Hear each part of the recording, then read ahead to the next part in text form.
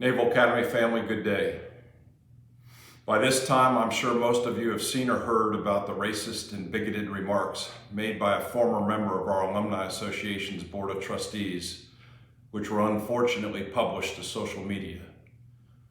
These comments surfaced during a time in our nation's history when we were reckoning with the deep-rooted inequalities and racism faced by Black Americans on a daily basis.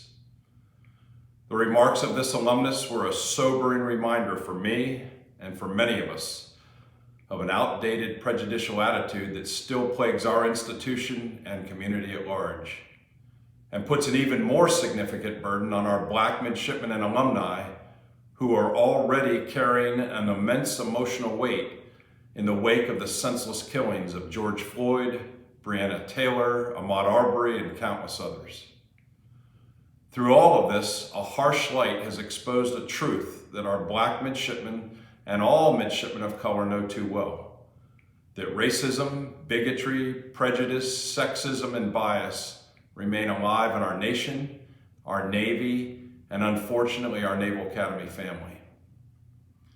I've been thinking about those comments in the context of events happening around the country and how we as a Naval Academy family can learn and grow during this critical inflection point for our nation. We simply cannot wish away this reality of racism in our ranks, and we will not be able to change it unless we collectively confront it head on. We must move our own institution and community of alumni towards a better future founded upon dignity and respect for everyone. Doing this will require each of us to humble ourselves to the reality that we must do better.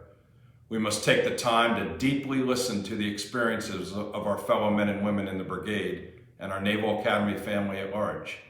Really listen, even if what they have to say is unpleasant or difficult to hear. We can only begin to dismantle our own bias, conscious or unconscious, through this type of learning and vigorous self-reflection. Each of us must pledge to speak up when we hear or see racism, prejudice, bigotry, sexism, or bias around us, particularly those of us in positions of privilege or power. A true leader is never afraid to speak up when someone is defaming our core values, no matter that person's rank or position. It's my goal to ensure each and every person who is a part of our Navy family feels safe speaking up for themselves or on behalf of someone else. We must also take it upon ourselves to say something when those hateful words or hurtful words or actions come from someone that we know or love, like a friend, a company mate, a superior, or a family member if we truly want to make a difference. Our mission at the Naval Academy, as you well know, is to develop young men and women morally, mentally, and physically.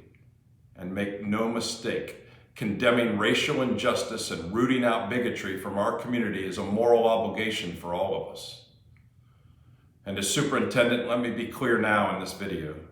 If you yourself harbor racist or bigoted views toward your fellow men and women in arms, there will never be a place for you in our Navy or our Naval Academy family. Never.